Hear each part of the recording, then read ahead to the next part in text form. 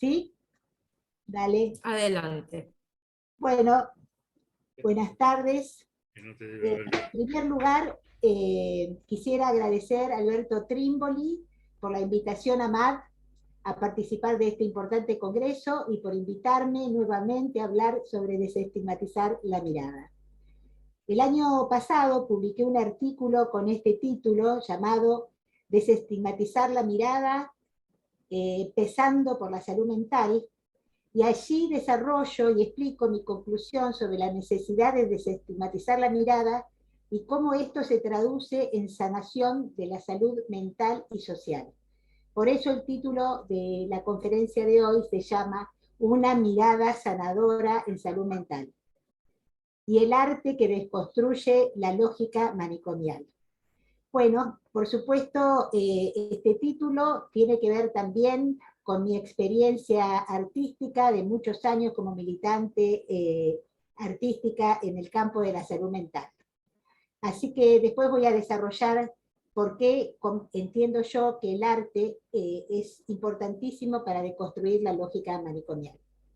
Hoy haré una breve síntesis de los conceptos fundamentales del artículo y a la vez dejaré en el PowerPoint los datos de la publicación del artículo. El año pasado comencé mi conferencia diciendo que la pandemia del COVID-19 nos ha llevado a interpelarnos como humanidad y a preguntarnos si éramos conscientes realmente de las consecuencias de nuestros actos. El vertiginoso modo de vida que llevamos nos alejaba de la pausa, de la autoevaluación y de la reflexión. Y fuimos naturalizando, esta es la palabra correcta, situaciones aberrantes en lo político, en lo económico y en el cuidado del ecosistema. Vimos algunos en lo político, vimos cómo dirigentes de países muy importantes, la verdad, daban vergüenza que estén al frente de esos cargos.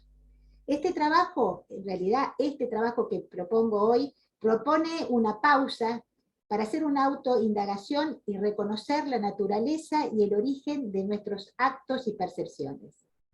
Al interpelarnos podemos comprender nuestra responsabilidad individual por acción o por omisión sobre el mundo en que vivimos. Luego de atravesar 1 año y medio de pandemia, podemos concluir con lo que aprendimos, que es urgente dejar de naturalizar tantas injusticias, tantas desigualdades, y la realidad es que podremos comprender nuestra responsabilidad individual por acción u omisión sobre el mundo en que vivimos. Y es importante que tengamos esa responsabilidad política cada uno en este momento, lo que proponemos para vivir en un mundo sin estigma. Les cuento que a raíz del artículo publicado el año pasado, muchos compañeros me pidieron que escriba un libro y se me ocurrió entonces pedirles testimonios para completar el libro, y llegaron testimonios de muchos compañeros que padecieron internaciones, crisis psiquiátricas, compañeros del colectivo trans, compañeros de la colectividad QOM, y la verdad que de la lectura y de hablar con ellos se desprendía tanto dolor en esos testimonios, que con un grupo de compañeros, de amigos, de discípulos, decidimos crear este movimiento MAD, y que ahora lo voy a presentar. En realidad, esta conferencia la voy a estructurar en 4 momentos. Voy a presentar a MAD, el movimiento, el arte de desestigmatizar. Luego voy a sintetizar los aspectos fundamentales del artículo Desestigmatizar la mirada, y luego hablaremos del arte en la salud mental, cómo sirve para deconstruir paradigmas, deconstruir prejuicios y la lógica manicomial.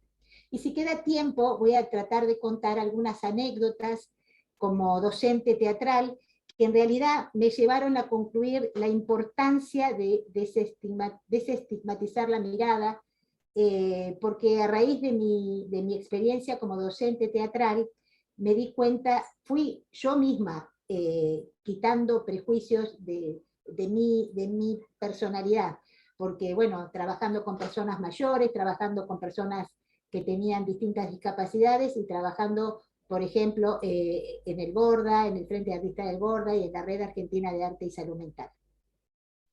Bueno, en principio, contarles que MAD nació con el objetivo de instalar el tema del estigma en la sociedad. Y cuando decimos instalar el tema del estigma en la sociedad es para ponerlo en palabras, para visibilizarlo. Porque justamente los estigmas, por la naturaleza, están invisibilizados, se naturalizan. La gente está acostumbrada a vivir con esos códigos de desprecio, de privilegios. Entonces nos pareció a muchos compañeros y a mí que era importante hablar del estigma, instalar el tema en la sociedad para que nunca más pasen estas cosas o para que dejen de pasar. Así que nos consideramos activistas o artivistas, como nos definió un compañero español, fundador de MAD también, como vamos a luchar también con el arte para dar esta batalla cultural. Queremos desde MAD ser la voz del estigma. Justamente ayer hubo una mesa muy interesante donde hubo un montón de testimonios de compañeros que hablaron, algunos de los estigmas que viven por su percepción y por su elección de género, otros hablaron desde la comunidad aymara, otros hablaron, contaron sus historias de cómo fueron maltratados en los manicomios y cómo siguen siendo señalados después de que tienen el alta. Así que, bueno, MAD es una organización que nos siempre con vínculos, a ver, voy a tratar con vínculos horizontales y sin jerarquías. Voy a ver si puedo mostrarles, a ver si puedo, me vas a decir, Carolina. Bien.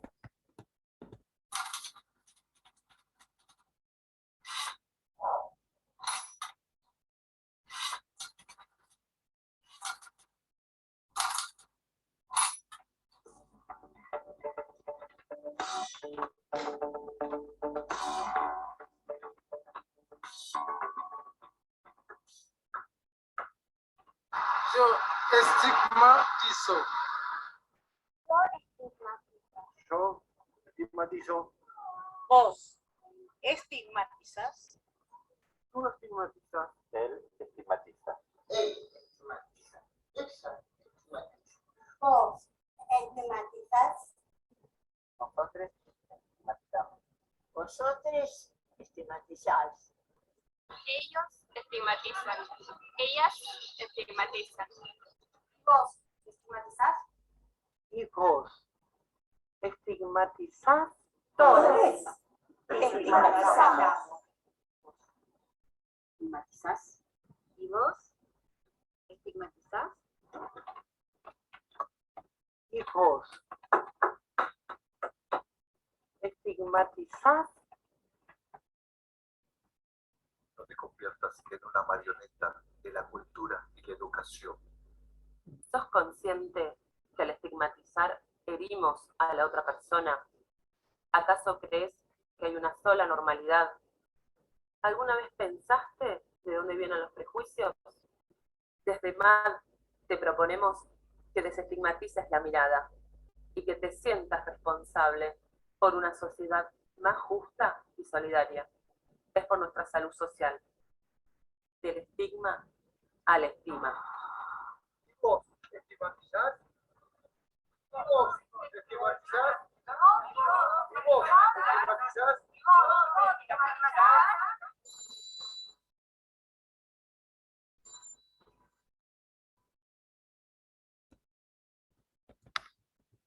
Bien. ¿Se vio bien, Carolina? Bárbaro, fantástico. Bueno, entonces ahora vamos a compartir un PowerPoint que preparé para hoy. Esto que acabamos de ver es un video, el video de presentación de MAD, que en realidad MAD nace a raíz de este artículo, ¿no? Bueno, este es el nombre de la conferencia de hoy, que ya les expliqué. Estamos presentando a MAD. ¿Cómo nace MAD? Bien, esto ya lo dije, nace a raíz de esta publicación, de este artículo de Desestigmatizar la mirada, y por el deseo de instalar el tema del estigma y luchar por una sociedad sin estigmas. Bueno, ahora les voy a mostrar Marisa Wagner. Marisa Wagner es una poeta que escribió un libro que les recomiendo que no dejen de leer, que se llama Los Montes de la Loca. Lo escribió internada en el Montes de Oca. La verdad que yo todo lo que aprendí, lo primero que aprendí acerca del dolor y del sufrimiento, de la locura, lo aprendí leyendo sus poemas. Porque en sus poemas, con toda esa sensibilidad de poeta, podía detectar lo que vive la gente que está encerrada, ese desprecio, ese anonimato, ese abandono. Ella lo cuenta con mucha belleza y a la vez hasta con simpatía. Y con ella aprendí justamente, a través del arte pude entender ese dolor. Yo siempre digo que el arte es síntesis, puede decir a veces lo que no dicen muchos tratados. Por eso ella decía que la locura es transitoria, se entra y se sale, pero del estigma en la salud mental, del estigma de loco, no. Siempre contaba ella que, siendo una gran escritora, que después de salir del Montes de Oca, le costaba conseguir trabajo, le costaba conseguir novio, porque tenía la marca de haber estado internada. Bien. Vamos esto, con que de esta conferencia nos quedemos con estas preguntas para reflexionar, ya yo siento que ya con esto habremos dejado el mensaje. La primera pregunta es, ¿sos consciente de que al estigmatizar herimos a la otra persona? ¿Acaso crees que hay una sola normalidad? ¿Alguna vez pensaste de dónde vienen los prejuicios? ¿Notaste cómo naturalizamos los maltratos, los desprecios y hasta los privilegios? Cada una de estas preguntas la vamos a ir desarrollando en las sucesivas diapositivas. Desde MAD partimos de la necesidad de sensibilizar para provocar nuevos paradigmas que cuestionen y sirvan para deconstruir el pensamiento hegemónico alojado en los mandatos familiares, religiosos, raciales, académicos, culturales, históricos, sociales, ideológicos, étnicos, entre otros. Bien. Seguimos. Bueno, acá hay una frase célebre de Albert Einstein que es realidad. Es más fácil desintegrar un átomo que un prejuicio, pero creo que está la humanidad preparada para dar un salto cuántico, evolutivo, y tratar de desintegrar todos estos prejuicios que han traído tanta desigualdad y tanta injusticia, y que no podemos seguir naturalizando todo eso. Tenemos que, como humanidad, cambiarlo. Seguimos. Bueno, les contaba que el artículo, voy a hablar sobre este artículo, pero previamente lo voy a dividir en algunos ítems. Por ejemplo, voy a hablar de poder, de cómo se crean los paradigmas, qué es la percepción. Voy a hablar de que estigmatizamos en forma subconsciente, lo dijo ya el video que mostramos, todos estigmatizamos, todos estigmatizamos, porque tenemos incorporado una programación subconsciente desde la infancia. Nuestra mirada puede producir autoestigma. Esta es la hipótesis del trabajo de desestigmatizar la mirada, que nuestra mirada no es inocua. Después vamos a hablar también de conciencia y de deconstrucción, que esa mirada y esto que hacemos con conciencia podemos cambiarlo. Tenemos que deconstruir nuestras miradas, deconstruir nuestras percepciones, estar atentos, y debemos integrar la dualidad, porque todo esto lo vamos a hacer cuando nos hagamos cargo de la responsabilidad ética que nos toca. Bien. Acá tenemos una frase de un gran luchador por los derechos humanos, Nelson Mandela, que dice algo hermoso: nadie nace odiando a otra persona por el color de piel, por su historia o por la religión. La gente aprende a odiar. Y si pueden aprender a odiar, pueden aprender a amar, pues el amor le viene más natural al corazón del hombre. Es decir, todos estos prejuicios son incorporados por la cultura. Bueno, vamos a hablar ahora de el concepto de poder. Esta propuesta es para poner en duda nuestra percepción, ¿no? Esto de desestigmatizar la mirada, y reflexionar sobre nuestros propios mitos y prejuicios. Los poderes de turno a lo largo de la historia han producido e instalado imaginarios sociales, como el de normalidad y locura, civilización y barbarie, o el imaginario de peligrosidad del loco. Aníbal Quijano es un sociólogo y teórico peruano, nos habla de la colonialidad del poder, que impone una única forma de interpretar al mundo, una única forma de ser y de actuar, y por lo tanto se segrega el diferente. El que no es de esa forma que el poder dice que hay que ser, es segregado. El poder sustentado por la política, la economía, por la religión o por la ciencia, por ejemplo, hoy vamos a hablar de la ciencia psiquiátrica, ha provocado consensos para desacreditar, subestimar y devaluar a determinados grupos o personas. Es así como nacen los estigmas, que son prejuicios que caracterizan negativamente a estos grupos y que se instalan en la cultura. Voy a leer algo de un libro de Erving Goffman que se llama Estigma, la identidad deteriorada. Dice así: los normales consideran que la persona que tiene un estigma no es totalmente humana y en función de eso practican diversos tipos de discriminación. Se construye una teoría del estigma, una ideología para explicar su inferioridad y dar cuenta del peligro que representa esa persona. Bien, entonces lo que entendemos acá, lo que queremos decir es que estigmatizamos a causa de prejuicios internalizados desde la infancia, que son incorporados por creencias, discursos, prácticas y valores de un poder dominante. Entonces, es importante entender, hay tres tipos de estigmas. Un estigma es el estigma estructural. Es el estigma que está en las leyes, en la moral imperante, en la formación también, en la ciencia, por ejemplo. La lógica manicomial es una característica de un estigma estructural. La lógica manicomial, de alguna manera, nos habla de la necesidad del encierro y de la irreversibilidad de la locura y de su peligrosidad.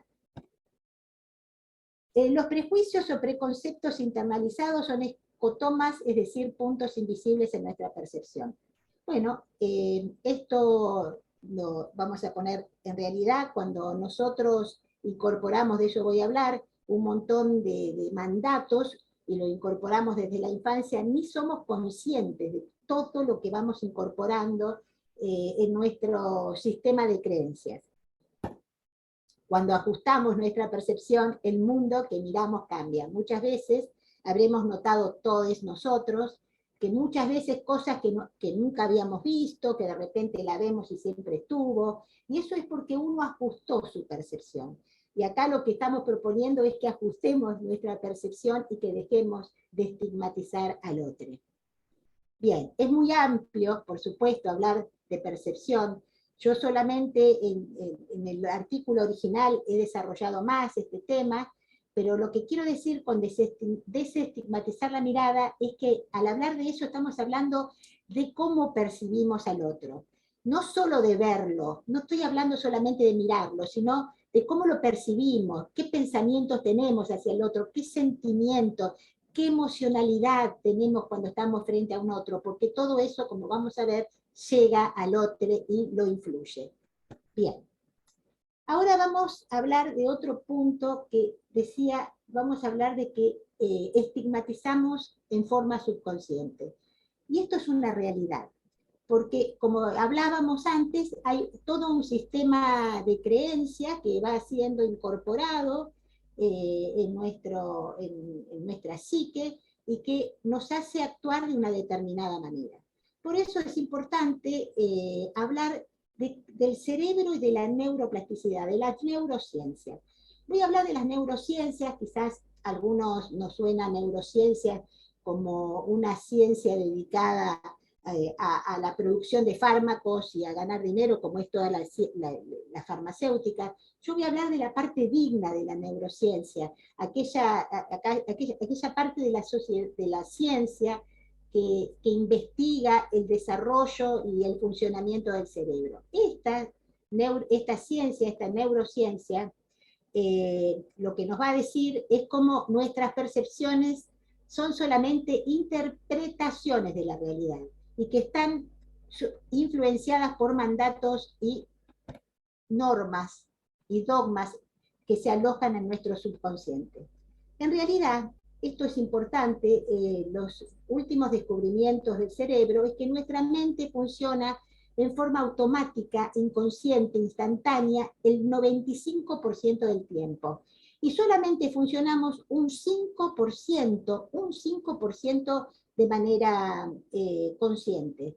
¿Y con esto qué quiere decir? Por ejemplo, cuando manejamos, hacemos los cambios, doblamos, frenamos, pero no estamos conscientes de que estamos apretando el acelerador, de que estamos apretando el embrague. No, lo hacemos todo de forma automática. La mente ya lo aprendió y ya lo hace en forma automática. Y mientras manejamos, también sucede que estamos pensando a dónde vamos, qué calle nos conviene tomar, si es contramano, si no es contramano, frenamos en un semáforo. Hacemos todo eso en forma automática, instantánea, inconsciente, en el 95% del tiempo.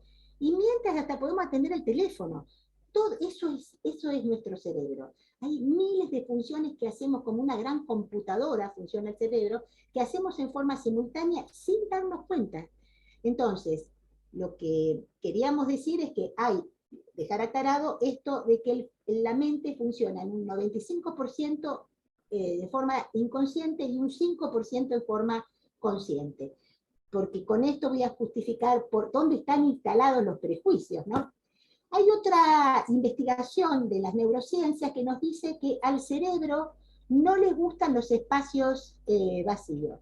¿Qué significa esto? Y esto sucede, hay investigaciones probadas que dicen que el cerebro, con lo poco que sabe o lo poco que conoce, hace una interpretación de la totalidad. Los prejuicios que están alojados en nuestro sistema de creencias, en nuestro subconsciente, casi siempre se fundamentan en muy poca información. Esto es fundamental que lo sepamos. Hablando con muchas personas estigmatizadas, me decían, por ejemplo, que se sentían primero, la sensación de las personas que son marcadas con un dedo, señaladas, digamos con la vista en la nuca clavada, como es el título de la mesa de ayer de los testimonios. Primero tienen una sensación de una gran resignación, como que eso no se puede cambiar. Y además, yo les he escuchado decir, ¿por qué hablan de mí si no me conocen? Hablan de mí porque tuve una crisis psiquiátrica, pero ni siquiera me conocen. O sea, es como que dejan a las personas cristalizadas en una situación que ya pasó, que es parte de su pasado. Y bueno, esto es muy común, que la gente prejuzgue sin siquiera conocer a la persona a la que se está refiriendo. Bien, a ver. Toda información o interpretación se almacena a través de conexiones neuronales, programación subconsciente, que funcionan estas conexiones neuronales como unidades de información con las que luego iremos percibiendo la realidad. En realidad estoy hablando de cómo funciona el cerebro. Estas conexiones son las que determinan mi percepción, pero estas conexiones que nosotros ya tenemos como unidades de información, estos prejuicios, estos mandatos, lo importante, y por eso acá hablo de neuroplasticidad, se puede cambiar, el cerebro se puede reformular, puede aprender y desaprender varias veces, y esto solo se puede hacer desde la conciencia, desde estar atentos a lo que pensamos, a lo que sentimos, a lo que hacemos y a lo que creemos. Es detenernos en el origen de nuestras percepciones. Bueno, ¿por qué estoy discriminando a esta persona? ¿Qué me hizo? ¿La conozco? ¿No la conozco? Estar atento, no hacerlo o sea, ser consciente que cuando, como dice el video, que cuando estamos estigmatizando, estamos hiriendo a la otra persona y la estamos condenando a un mundo de vulnerabilidad, de exclusión, y no estamos atentos de eso, pero por lo menos después de esta conferencia lo que espero es que todos sepamos que esto sucede y que necesitamos estar como más conscientes cuando tenemos un pensamiento negativo hacia una persona sin siquiera conocerla. Entonces la neuroplasticidad nos dice que podemos reciclar estas percepciones, estas ideas, actualizarnos. O sea que a través de la neuroplasticidad podemos modificar ese 95% de programación subconsciente, pero solamente desde el 5% de la mente consciente, es decir, estando presentes en el aquí y ahora. Bien, otra de los puntos importantes del trabajo que presenté, del artículo de desestigmatizar la mirada, es que nuestra mirada afecta la autopercepción del otro. Digamos, es fundamental entender eso, porque nuestra mirada no es inocua, influye en el otro. Al estigmatizar hacemos un daño enorme a la persona estigmatizada, a la que le producimos exclusión y hasta le producimos una gran impotencia. Lo más cruel es que además creamos en ella su propio autoestigma. Porque, a ver, el estigma llega a ser parte de la identidad individual y social de esta persona a la que miramos negativamente, y esta persona incorporará ese estigma, esa descalificación en la memoria de su cuerpo.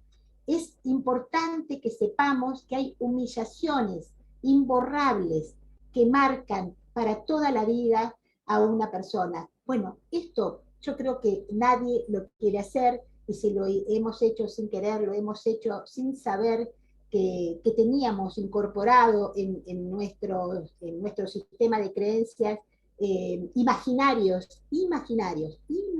esa es la palabra correcta, que nos llevaban a despreciar al otro.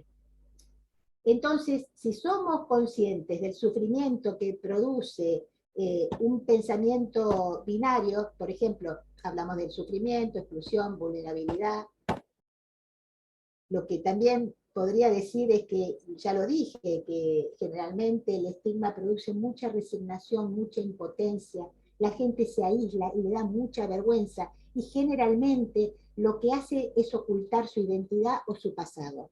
Yo conozco a muchas personas que pasaron por una internación y después no lo cuentan, tienen miedo que se sepa, como si hubiera cometido un delito. Realmente es tremendo. Y en realidad fue una enfermedad que nadie está exento de tener un problema psiquiátrico, nadie está exento de tener una inclinación sexual diferente a la heteronormativa. O sea, en realidad lo que quisiera proponer también, bueno, saber que el estigma etiqueta, marca, clasifica, encierra, y limitamos así el desarrollo del potencial humano. Según Pichon Rivière, el enfermo mental es el depositario de proyecciones de las ansiedades y todas las conflictivas familiares. Es un chivo emisario de ese hogar. Ese chivato lo transforma en el segregado familiar y lo puede dejar cristalizado en ese lugar de enfermo de por vida, aumentando su propia desvalorización y autocensura. Solamente cuando se resuelven los estigmas o esos chivatos con los que ha sido catalogada esa persona, mejora su salud mental y poco a poco va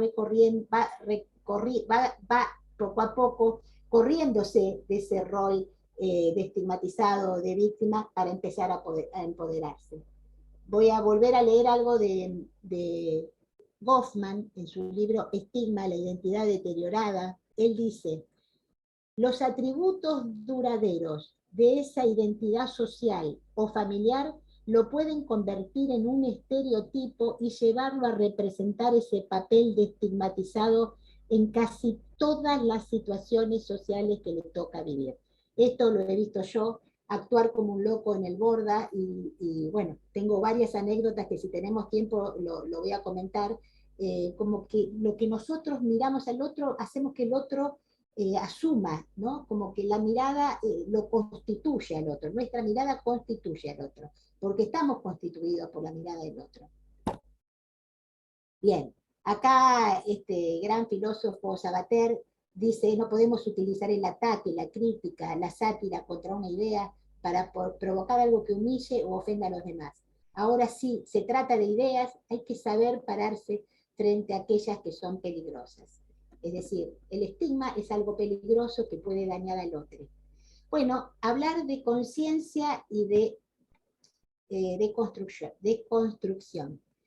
O sea, es importante llevar al plano de la conciencia las percepciones que nos llevan a actuar y a ser consumidores de esta sociedad competitiva, patriarcal, colonial y racista. Bueno, ya lo dije que nuestras percepciones son interpretaciones de la realidad y están totalmente influenciadas por mandatos, dogmas que están alojados en nuestro subconsciente. Es importante hacer un trabajo de deconstrucción personal, consciente e íntimo para eliminar esos prejuicios. Llevar al plano de la conciencia estas percepciones que nos llevan a actuar y a ser consumidores, como digo acá, de esta sociedad racista que le gusta competir y compararse. Una mirada de aceptación a la diversidad del otro contribuirá a que pueda modificar los pensamientos descalificantes sobre sí mismo. La mirada empática de comprensión del dolor del otro afectará sus sensaciones, su mente emocional, todo su sistema límbico y empezará a generar una autopercepción de sí mismo y eliminar así los estigmas que tiene sobre su propia identidad. Bueno, todo este trabajo de deconstrucción hay que hacerlo desde el 5% de la mente consciente, estando del aquí y ahora, consciente de lo que estoy pensando, consciente de lo que estoy sintiendo, consciente de cómo estoy actuando. Bien.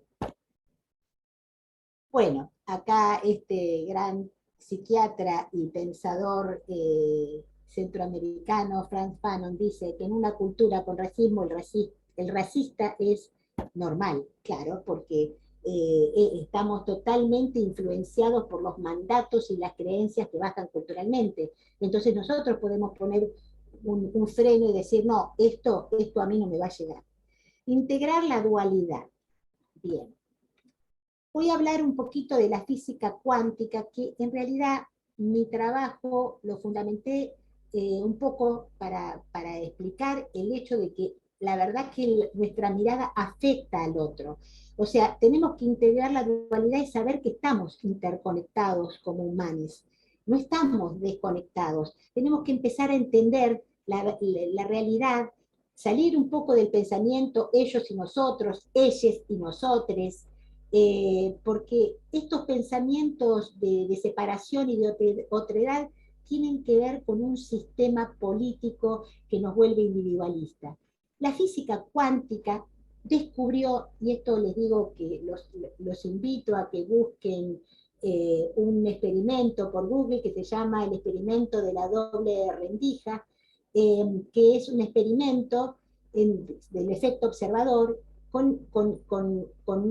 digamos, con experimentos que se hicieron en el laboratorio, se descubrió que la simple observación de un fenómeno cambia inevitablemente a ese fenómeno, lo perturba, lo influye. O sea que el descubrimiento nos dice que el hecho de mirar, de medir, afecta lo que se mira, o sea, el observado.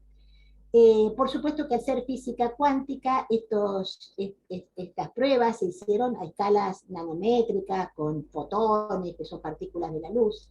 Así que bueno, a raíz de esto que conocí en el año 2013, entiendo como nuestra mirada siempre hacia el otro está cargada de sentimientos, de cosas que pensamos, de juicios que hacemos hacia los demás, tenemos que ser conscientes que todo eso llega, y llega. Nosotros lo hacemos en forma automática, inconsciente, pero eso lo estamos transmitiendo y tenemos, cada vez que miramos al otro o pensamos sobre el otro, estamos transmitiendo una información implícita y lo estamos influyendo. O sea que tenemos que estar atentos, también de lo que pensamos, también de lo que sentimos. Tenemos que ser íntegros.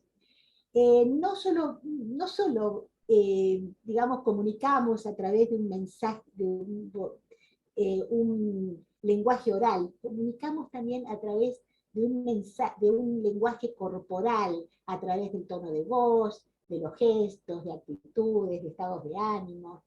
Bueno, también otra cosa que es muy importante, por eso digo que estamos interconectados, la física cuántica nos dice que no somos solo materia, que también somos ondas.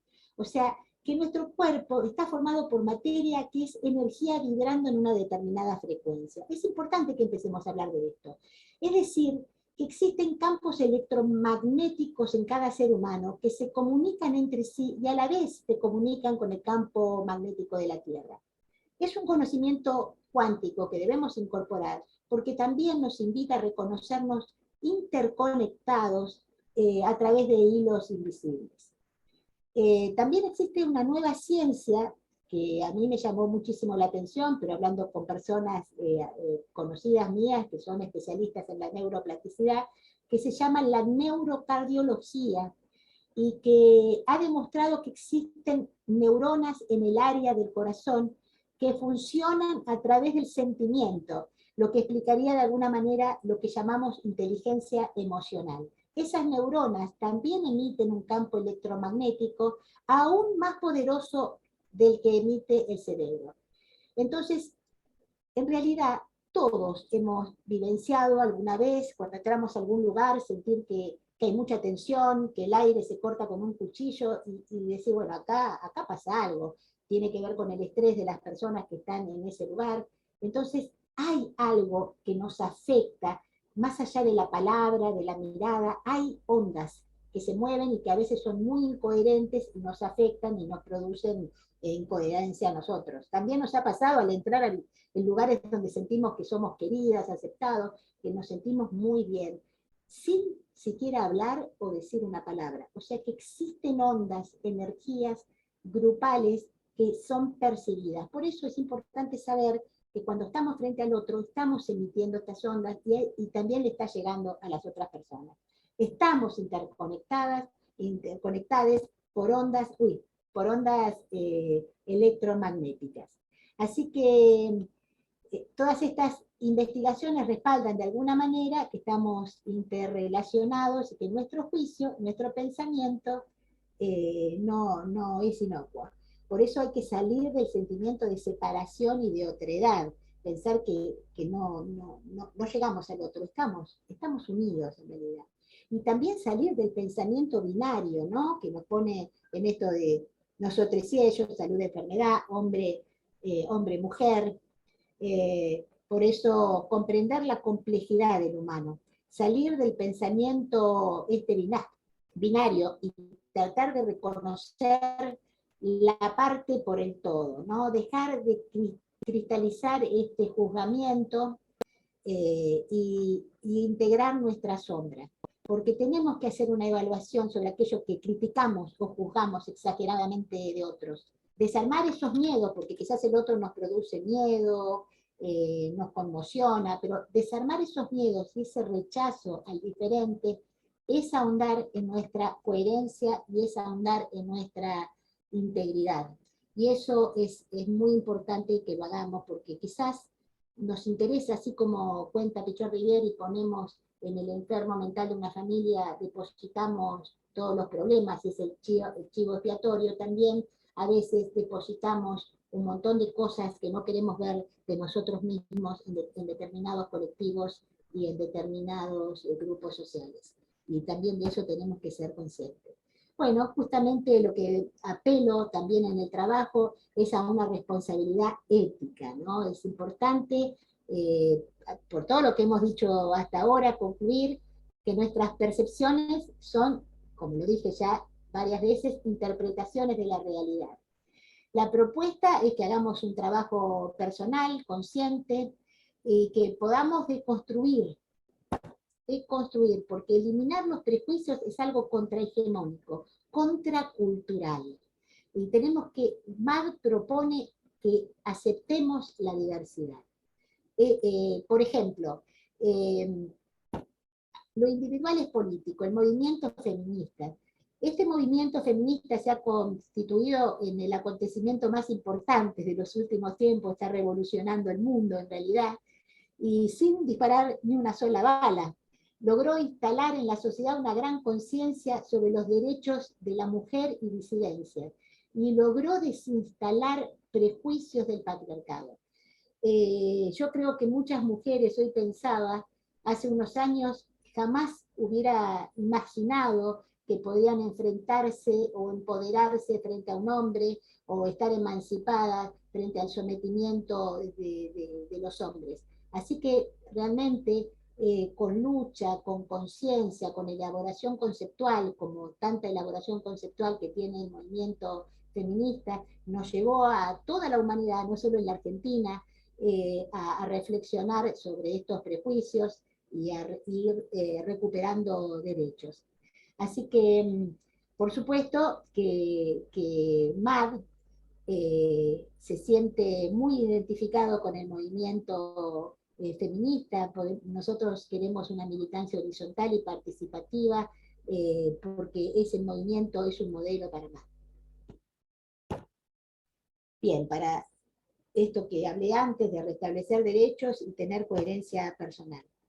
Bueno, Emmanuel Levinas, en su filosofía de la alteridad, afirma que la ética es superior al saber, o sea, el bien es superior al conocer, y propone un humanismo del otro, del hombre que se responsabiliza y responde por el otro.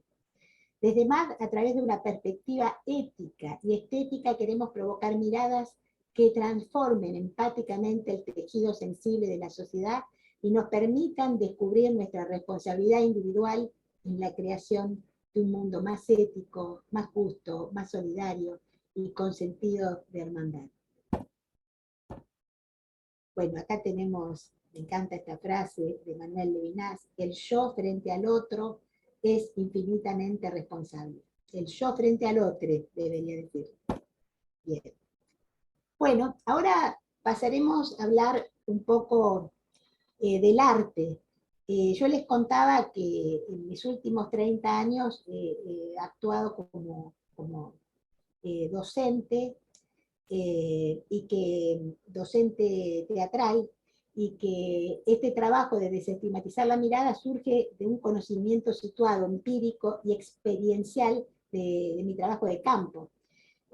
Por supuesto que en estos años yo misma fui, yo creo que el verdadero conocimiento es el que a uno lo transforma. Yo misma he transformado mis propios prejuicios, he detectado mis propios prejuicios y he podido elaborarlos y he podido vencerlos.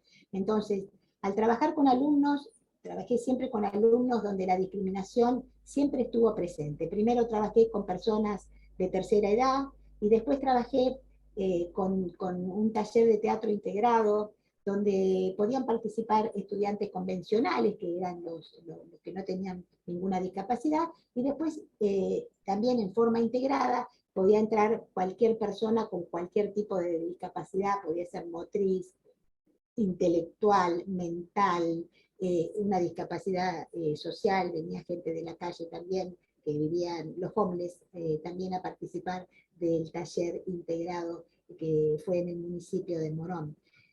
Actualmente en ese taller de teatro integrado que fundamos junto con Martín Abregú, ya no me acuerdo del año, pero habrá sido en el año 2000, más o menos. Actualmente la compañera que está a cargo de coordinar ese taller es integrante de MAD. Así que eso me hace muy feliz. Bueno, también fueron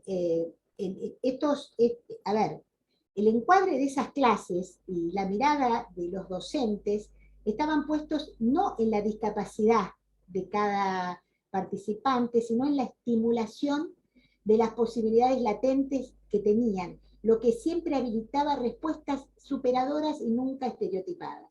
En realidad jamás nos manejamos con diagnósticos, venían personas Down, bueno, había personas con retrasos madurativos importantísimos, personas que no podían moverse porque estaban en silla de rueda, otros con todas sus piernas con aparatos, o sea, había de todo, ¿no? Eran grupos, era un taller con muchísima asistencia, pero nosotros tratábamos de trabajar de alma a alma y de tratar de mantener la igualdad en el trato con todos los participantes.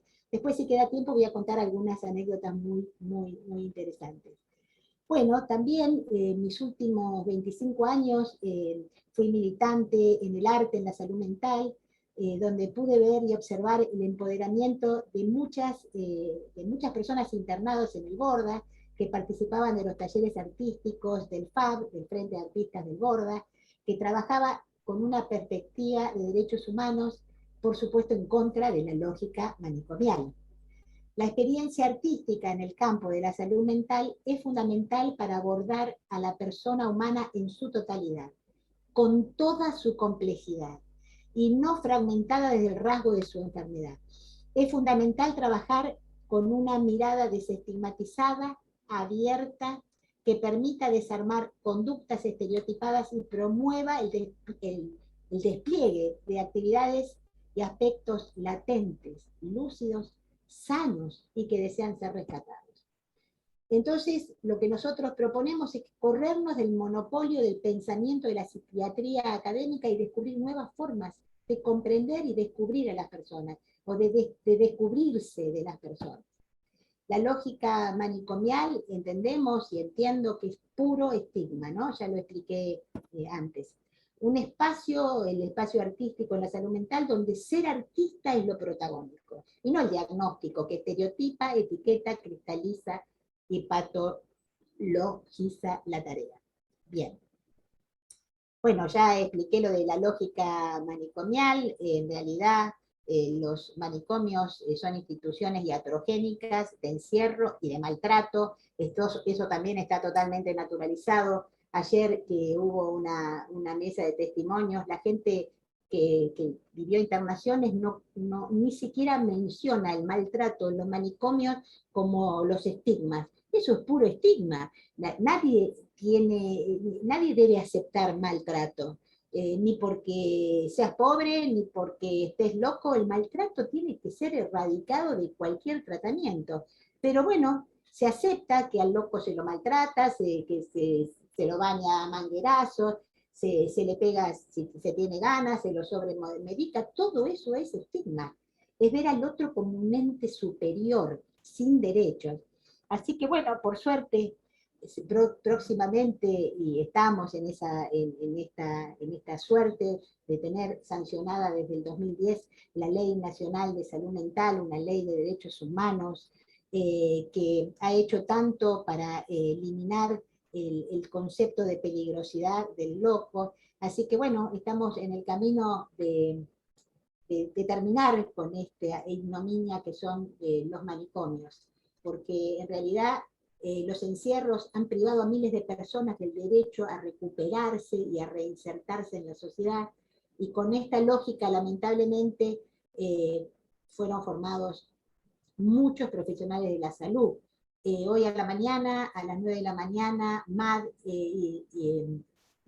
dimos una mesa sobre desestigmatizar prácticas y teorías en salud mental. Les recomiendo que la vean. La verdad que hubo 3 profesionales de la salud, fue un lujo escucharlas. Algunas hablaron desde el transfeminismo, otras hablaron desde la decolonialidad, otras desde la salud mental comunitaria, y realmente es una exposición brillante, una mesa de lujo que recomiendo que no se la pierdan. Estuvo hoy jueves a las 9 de la mañana. En realidad, a lo largo de más de 25 años he visto a muchas personas internadas incapaces de hacer un daño a nadie, y sin embargo fueron condenadas de por vida a estar encerradas en un manicomio por un diagnóstico psiquiátrico, abandonados por la justicia también, quizás estaban judicializados y nadie se ocupaba de ellos. Esto es estigma. Entonces, esta crueldad provenía de estas teorías y estas creencias avaladas por la ciencia psiquiátrica. Bueno, por suerte, el arte ha colaborado en desarmar esta lógica nefasta y darle voz, identidad y protagonismo a los acallados por el sistema manicomial. A ver. Bueno, acá dice: el arte en la salud mental, una herramienta para desestigmatizar la mirada. Bueno, en realidad cuando hacemos arte en la salud mental es importante saber que lo hacemos, que no son espacios para hacer lecturas ni devoluciones psicoanalíticos. Así que el taller de arte debe ser un espacio solamente para transmitir la técnica de la disciplina artística que se va a dar, aunque sea con personas que estén atravesando algún diagnóstico psiquiátrico, y tiene que estar abocado exclusivamente al desarrollo de la tarea artística. Por supuesto, son talleres que cuya participación tiene que ser voluntaria y elegida por los usuarios. Corrernos de la visión y de la conducta esperada también es fundamental, que acá dice, una forma de desestigmatizar es estar atento de nuestra propia mirada patologizante del coordinador y limitante hacia el otro. La actividad artística tiene sus propios códigos de creación y en la praxis hemos aprendido a no prejuzgar las potencialidades de quienes tenemos enfrente, manteniendo intacta nuestra propia capacidad de asombro ante lo disruptivo y distinto. O sea que tenemos que corrernos, ¿no?, de esa visión de la psiquiatría académica, de los estereotipos que nos marcan el diagnóstico, porque ya estamos, con ese diagnóstico estamos diciendo, puede esto, no puede lo otro, lo estamos limitando, lo estamos encerrando. Entonces, de esa manera, cuando nosotros no encerramos mentalmente al otro, el otro también puede descubrir otras facetas y todo ese potencial que además desea ser rescatado. Nuestra mirada empática lo irá liberando del encierro mental que le producen esos prejuicios y esos preconceptos limitantes sobre su enfermedad. Bueno, ahora ya termino, a hablar del encuadre de los talleres artísticos en la salud mental. Lo digo por si, o sea, no es el tema de esta conferencia, pero lo dejo por si alguien está interesado en instalar en donde trabaja un taller artístico. Nosotros aconsejamos que la coordinación debería ser de un docente siempre, de un docente de arte que conozca las teorías y la práctica artística, que tenga el conocimiento, y también puede estar, eso es optativo, acompañado de un trabajador sí. ¿Para qué ese trabajador que es para contener a veces al docente artístico que no tiene experiencia y también para contener alguna crisis que pueda acontecer durante el desarrollo de la tarea, pero en realidad el trabajador sí va a ser un integrante y un tallerista más.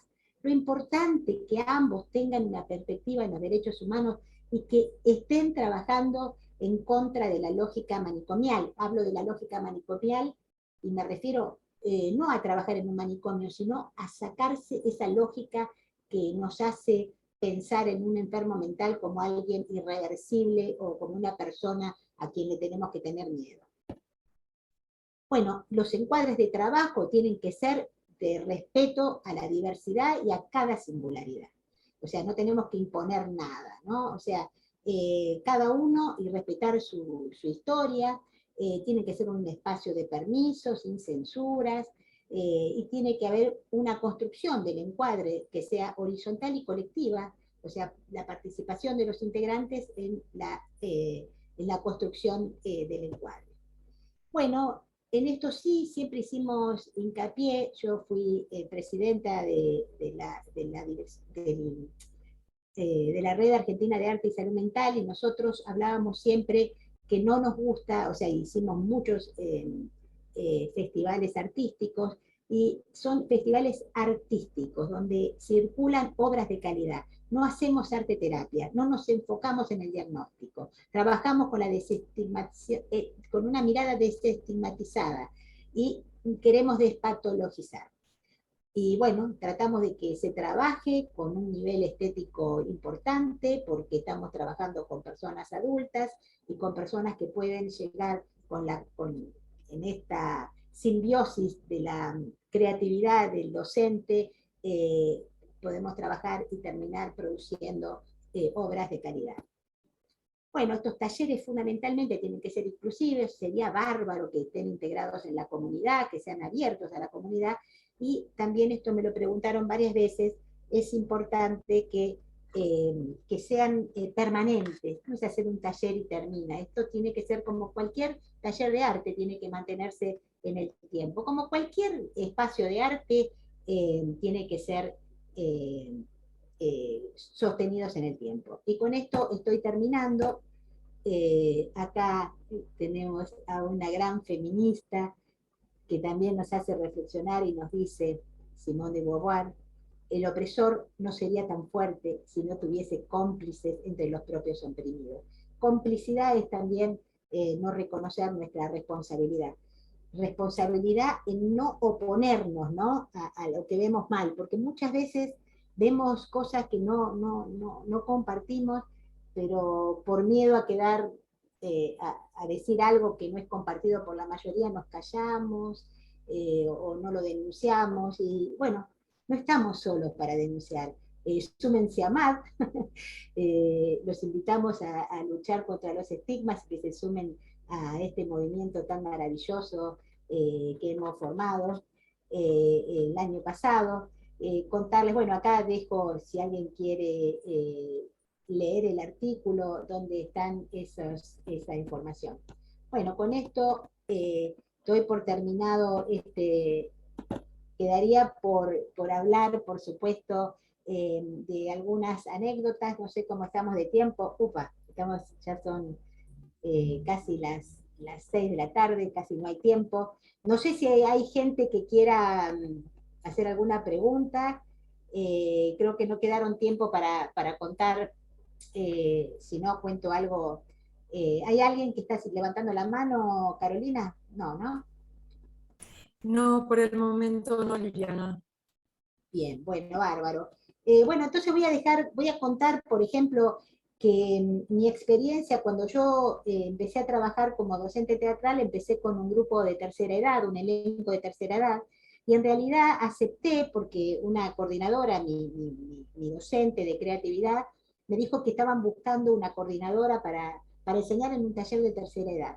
Y me animé porque dije, bueno, me animo a hablar, no debo ser muy buena docente, pero como son mujeres mayores, bueno, yo tenía 30 y pico de años, y estas mujeres mayores tenían mi edad, pero ya para mí, por ser de tercera edad, ya tenían, como que estaban desvalorizadas, y aprendí un montón, me deconstruí y me di cuenta todo lo que aprendí de ellas y todo lo que podían hacer. Es más, recuerdo que queríamos hacer obras y ellas estaban interesadas en hacer obras clásicas, obras argentinas, y la propia coordinadora del club de tercera edad que me había contratado me decía, no las exijas, no pueden. En realidad ya estaba, o sea, hay todo un prejuicio de que la tercera edad no puede, que la tercera edad no hay que exigirla. Todo eso eran prejuicios que fuimos desarmando y que yo me di cuenta que existían. O sea, que también esta experiencia de ser docente y de ver todo lo que podía estos grupos, me hizo darme cuenta de los prejuicios que habían. Con respecto también, cuando fui docente en estos grupos de teatro integrado, había personas, como les conté, de todo tipo de discapacidad. Recuerdo que una vez se acerca a los 6 meses que había empezado el taller una mamá y me preguntó si yo daba clases en Capital, porque esto era en Morón, que ella quería llevar a su hijo, y yo le dije, no doy clase en otro lugar para personas con discapacidad.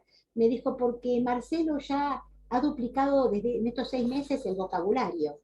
Y yo le dije, ¿qué edad tiene Marcelo? Era una persona realmente con problemas de retraso madurativo muy importante, tenía como una edad mental de 6 años.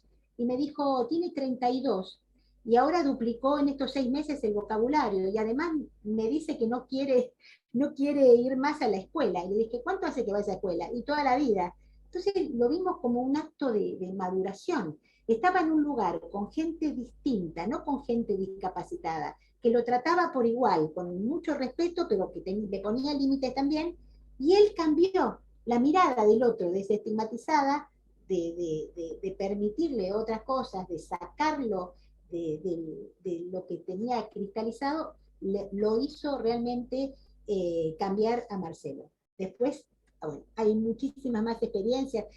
Voy a contar un poquito lo que pasó en mi paso por como militante artística y como presidenta de la Red Argentina de Arte y Salud Mental, nosotros hicimos varios festivales en Chapadmalal y fue muy duro conseguir que nos den la Secretaría de Turismo Chapadmalal, hasta que lo logramos en el año 96, que nos den un hotel, nos dieron un hotel exclusivamente para nosotros porque eran locos, y en realidad después de esta experiencia que nos confiesa la persona, el dirigente, que no nos querían dar porque tenían mucho miedo de que todo se rompa y que estaban asombrados de cómo habían quedado los hoteles. Bueno, otra vez, ¿no? Esta cosa de la peligrosidad del loco que se iba deconstruyendo a través de conocer que no es así, como dice, como circula ese prejuicio, ¿no? Social. Bien, así muchas de las cosas. También en el año 97 me decían a mí que no se podían tocar a los usuarios o a los pacientes, en ese momento se llamaban así, porque había como una disociación entre su mente y su cuerpo. Entonces era imposible tocarlos, eso era imposible. Y esto también era la ciencia psiquiátrica de entonces. Estamos hablando de 25 años atrás. Liliana, Sí, terminamos. disculpe que la interrumpa, Sí, tiene 2 bueno. minutitos, el espacio se puede cerrar, así que quería informarle, sí. Bueno, muy bien, Carolina. Yo quería dejar un poquito, porque el año pasado me dijeron que cuente algunas de las anécdotas. Yo estoy, sí, me pusiste, Liliana, se va a cerrar el espacio. Bueno, agradecerle a la Asociación Argentina de Salud Mental, de habernos permitido hablar nuevamente de desestigmatizar la mirada y de que MAD se presente en este congreso. Muchísimas gracias a todos. Gracias, Carolina. No, por favor, Liliana, que tenga buenas tardes. Chao. Chao, hasta luego. Gracias a los presentes.